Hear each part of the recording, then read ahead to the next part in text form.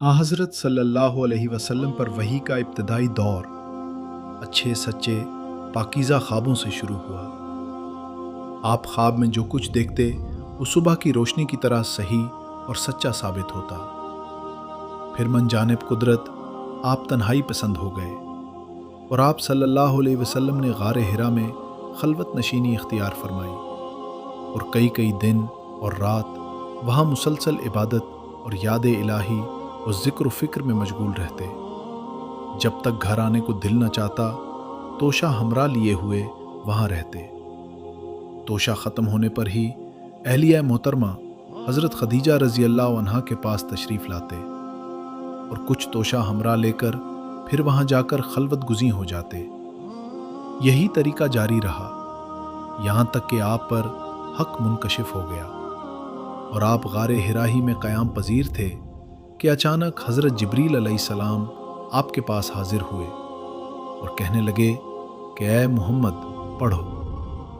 आप फरमाते हैं कि मैंने कहा कि मैं पढ़ना नहीं जानता।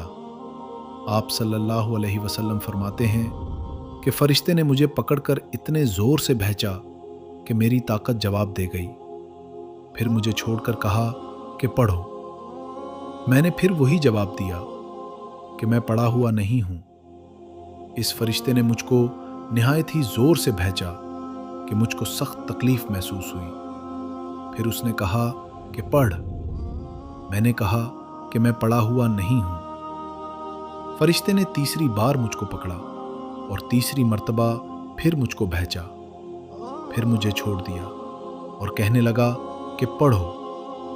अपने रब के नाम की मदद से जिसने पैदा किया और इंसान को खून की फटकी से बनाया, पढ़ो और आपका रब बहुत ही मेहरबानियाँ करने वाला है। बस यही आयतें आप हज़रत जिब्रील अलैहिस्सलाम से सुनकर इस हाल में गारे हिरा से वापस हुए कि आपका दिल इस अनोखे वाक़या से कांप रहा था। आप हज़रत खदीजा के यहाँ तशरीफ़ लाए और फरमाया कि मुझे कंबल ओढ़ा दो, मुझे कंबल ओढ़ा दो। लोगों ने आपको कंबल ओढ़ा दिया। जब आपका डर जाता रहा तो आपने अपनी ज़ौजा मोहतरमा हज़रत खदीजा रज़ी अल्लाह अन्हा को तफसील के साथ ये वाक़या सुनाया और फरमाने लगे कि मुझको अब अपनी जान का खौफ हो गया है।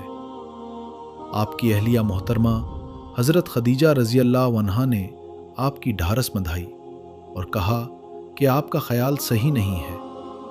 खुदा की कसम आपको अल्लाह कभी रुस्वा नहीं करेगा। आप तो अखलाक़ फ़ाज़िला के मालिक हैं।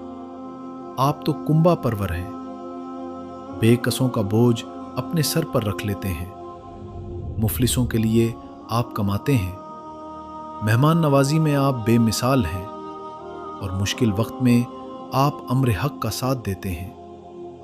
ऐसे औसाफ़े हुस्ना वाला इंसान यूं बेवक्त ज़िल्लत व ख़ारी की मौत नहीं पा सकता। फिर मज़ीद तसल्ली के लिए हज़रत खदीजा रज़ी अल्लाह अन्हा आप सल्लल्लाहु अलैहि वसल्लम को वरक़ा बिन नौफल के पास ले गईं, जो उनके चचाज़ाद भाई थे और ज़माना जाहिलियत में नसरानी मज़हब इख्तियार कर चुके थे और इब्रानी ज़बान के कातिब थे। चुनाचे इंजील को भी हस्ब मंशाए खुदावंदी इब्रानी ज़बान में लिखा करते थे। इंजील सिरियानी ज़बान में नाजिल हुई थी, फिर उसका तर्जुमा इब्रानी ज़बान में हुआ। वरक़ा उसी को लिखते थे। वो बहुत बूढ़े हो गए थे, यहाँ तक कि उनकी बीनाई भी रुखसत हो चुकी थी। हज़रत खदीजा रज़ी अल्लाह अन्हा ने उनके सामने आपके हालात बयान किए और कहा कि ऐ चचाज़ाद भाई, अपने भतीजे मोहम्मद सल्लल्लाहु अलैहि वसल्लम की ज़बानी ज़रा उनकी कैफियत सुन लीजिए।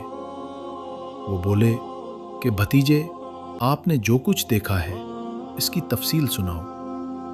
चुनाचे आप सल्लल्लाहु अलैहि वसल्लम ने अज़ अव्वल ताख़िर पूरा वाक़या सुनाया, जिसे सुनकर वरक़ा बेख्तियार होकर बोल उठे कि ये तो वही नामूस और मुअज़्ज़ज़ राज़दान फ़रिश्ता है जिसे अल्लाह ने हज़रत मूसा अलैहिस्सलाम पर वही देकर भेजा था। काश मैं आपके इस अहद नबूवत के शुरू होने पर जवान उम्र होता।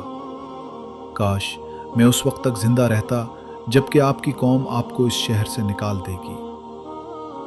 रसूल करीम सल्लल्लाहु अलैहि वसल्लम ने यह सुनकर ताज्जुब से पूछा कि क्या वो लोग मुझको निकाल देंगे, हालांकि मैं तो उनमें सादिक और अमीन और मकबूल हूँ। वरका बोला, हाँ ये सब कुछ सच है, मगर जो शख्स भी आपकी तरह अम्र हक लेकर आया, लोग उसके दुश्मन ही हो गए हैं। अगर मुझे आपकी नबूवत का वो ज़माना मिल जाए तो मैं आपकी पूरी पूरी मदद करूँगा। मगर वरका कुछ दिनों के बाद इंतकाल कर गए। फिर कुछ अरसा तक वही की आमद मौकूफ़ रही।